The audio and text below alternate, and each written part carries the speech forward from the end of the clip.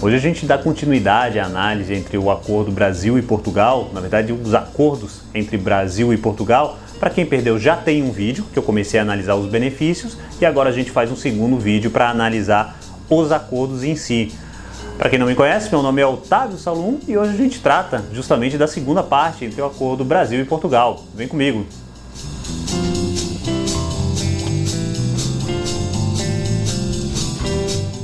Esses acordos eles têm vários objetivos, na verdade, como estreitar a relação entre os dois países, como evitar a bitributação em matéria previdenciária, como para ajudar no deslocamento de trabalhadores e, principalmente, para ajudar na aposentadoria de quem trabalhou nos dois países. Para quem não completa um tempo mínimo de contribuição num país, essa pessoa pode somar o tempo trabalhado nos dois países para lá na frente pedir uma aposentadoria.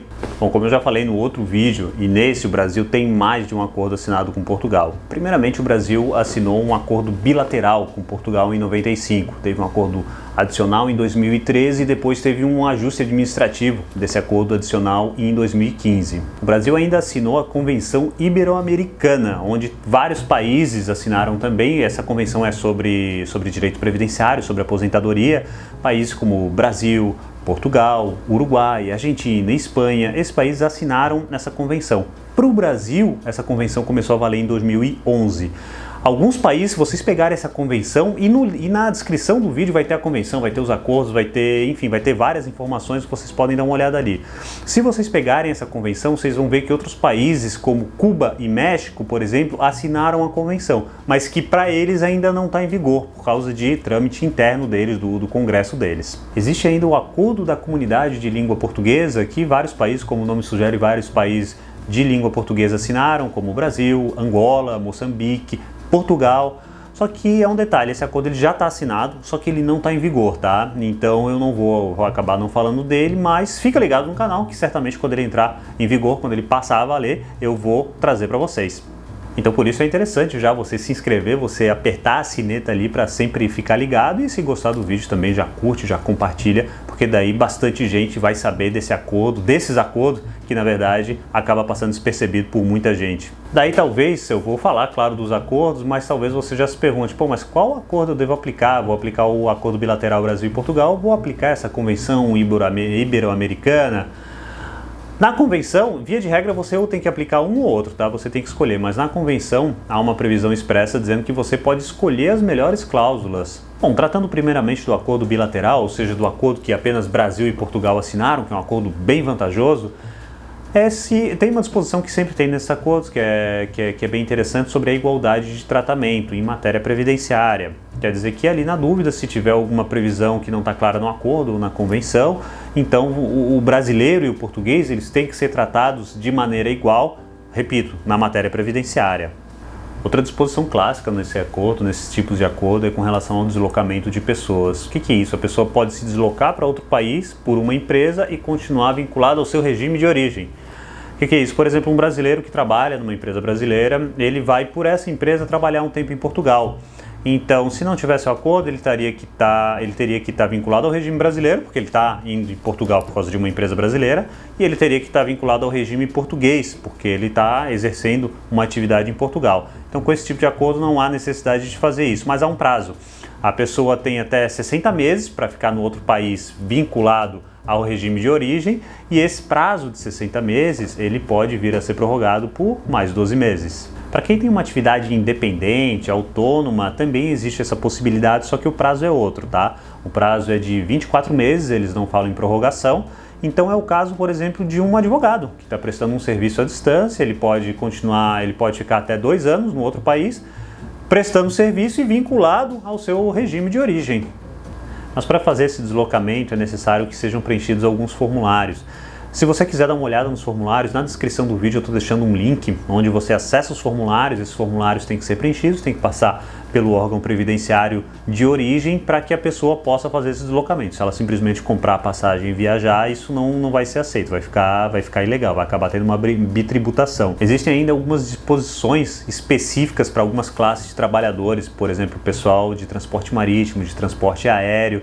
Então, na verdade, até o acordo multilateral ele é bem mais detalhado sobre sobre isso, tá? Então, dependendo da sua atividade, se for muito específica, vai estar lá. Eu trouxe apenas o geral. Esse acordo bilateral, ele tem também uma previsão que é bastante interessante, que é a respeito do certificado de assistência médica. Ou seja, um brasileiro, mesmo que vá fazer turismo em Portugal, ou um português que venha fazer turismo no Brasil, então o brasileiro, por exemplo, ele pode utilizar o regime público de saúde português gratuitamente, claro que nos limites, tal como para os portugueses. Isso não é a regra. Normalmente a gente aqui no Brasil, a gente tem o SUS, que é gratuito mesmo para os estrangeiros e tal, só que essa não é a regra nos países. Se você viajar para os Estados Unidos ou para outro país qualquer, para o Japão, enfim, para você utilizar a saúde, ou você vai ter que comprar um seguro para viajar, ou você vai ter que pagar alguma coisa para utilizar a saúde deles. E com esse certificado, não. Eu também estou deixando um link com a descrição, que você pode acessar esse certificado para, antes de viajar, você faz ali a requisição e daí, se passar mal na viagem, você pode usar o sistema de saúde português.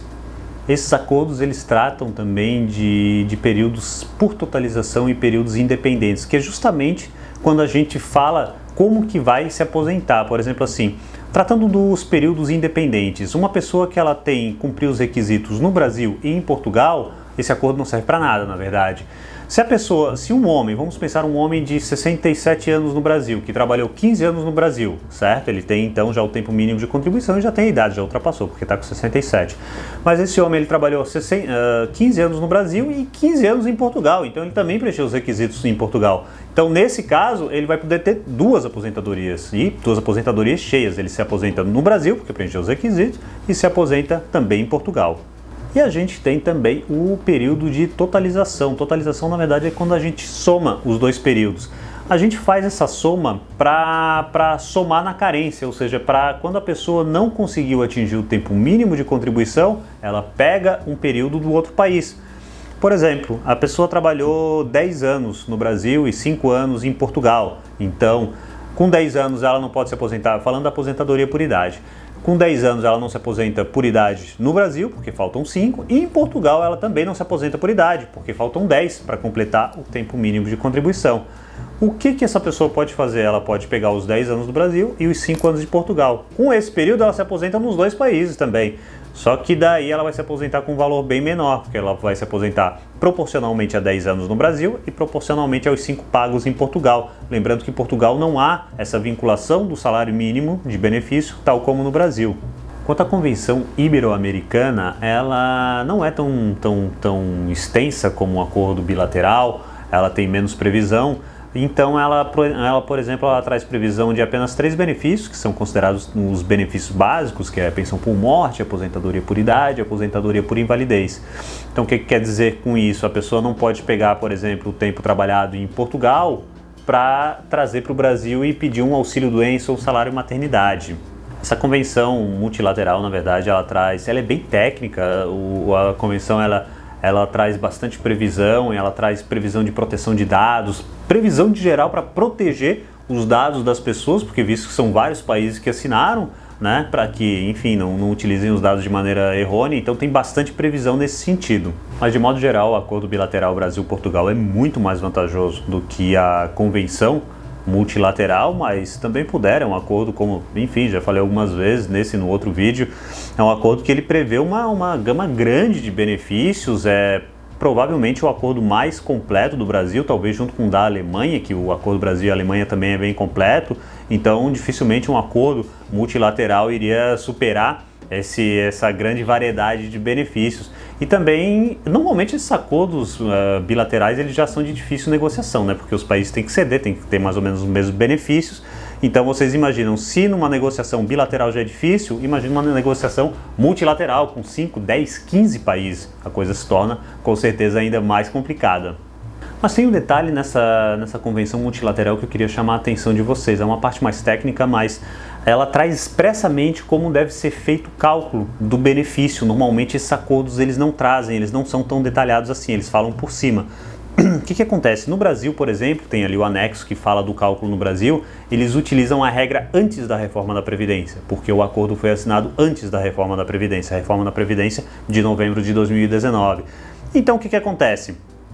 Como o acordo tem essa previsão expressa, É interessante você olhar se você ou se você é um profissional e um cliente seu for pedir um benefício no Brasil com o tempo trazido de Portugal, se não dá, se não é mais vantajoso, fazer o cálculo pelo modo antigo, antes da reforma, uma vez que na convenção, repito, tem essa previsão expressa. A convenção fala também de igualdade de tratamento, de deslocamento, de períodos de totalização, independentes, tal como já falado no acordo bilateral. Só tem um detalhe que eu não falei ainda. Se você tiver duas aposentadorias ou se você tiver uma aposentadoria, por exemplo, no Brasil e mandar essa aposentadoria para Portugal, o INSS vai te tributar em 25%. Eu até já fiz um vídeo sobre isso. Eu vou deixar aqui o card para vocês. Então a gente chega ao fim do vídeo. Espero que você tenha gostado. Espero que tenha sido interessante para você, que venha lhe ajudar. E se você realmente gostou, que curta o vídeo, que passe para frente, que compartilhe, que se inscreva no canal para ficar sempre ligado e quem sabe se aposentar no Brasil